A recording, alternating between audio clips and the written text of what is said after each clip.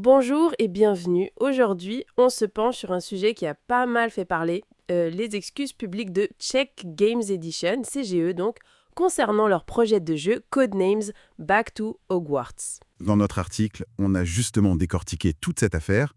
L'annonce initiale a créé une vraie polémique liée aux positions de J.K. Rowling, et ça a été aggravé par une première réaction de CGE jugée catastrophique par beaucoup. Oui, tout à fait. Ces excuses sont arrivées le 30 juillet, juste avant la Gen Con, un moment assez stratégique quand même.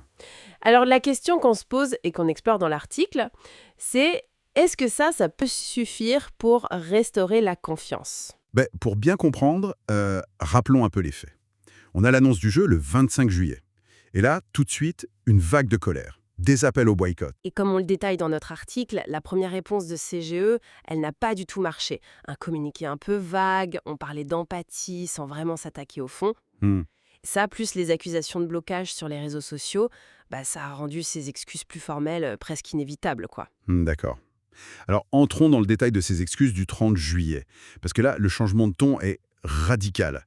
CGO reconnaît avoir causé du tort. Caused harm en anglais. C'est un point qu'on souligne bien dans l'analyse. Exactement.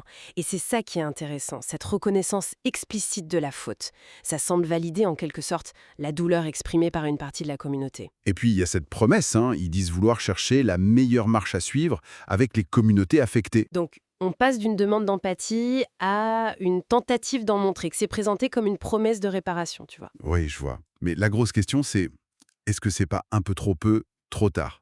C'est vraiment ce qui ressort des réactions qu'on a pu analyser pour notre article. La confiance, elle semble quand même bien ébranlée. On a vu des acteurs importants, je pense à l'équipe de Shut Up and Sit Down par exemple, qui avait déjà appelé au boycott des produits CGE avant même ces excuses. Pour eux, le projet n'aurait tout simplement jamais dû exister en 2025. Tout à fait.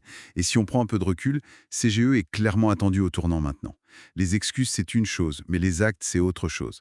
La communauté attend du concret. Qu'est-ce que ça pourrait être? L'annulation pure et simple du jeu. Des dons, peut-être, des bénéfices à des associations. Pour l'instant, ces excuses ont peut-être camé un peu le jeu en surface. Temporairement, oui. Voilà, temporairement.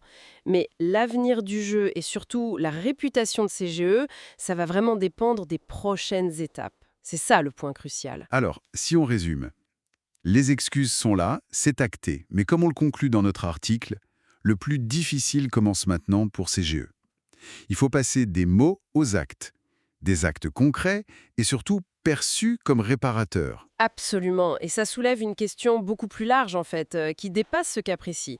Comment est-ce que les entreprises du monde du jeu, comment peuvent-elles ou doivent-elles gérer ces situations? On voit de plus en plus ce mélange entre des licences très populaires, les controverses autour des créateurs originaux, et puis les attentes éthiques des joueurs qui sont de plus en plus fortes. Mhm. Expert speaker. Et c'est une vraie réflexion à avoir pour l'avenir du secteur, je pense. Ça mérite sans doute d'être creusé.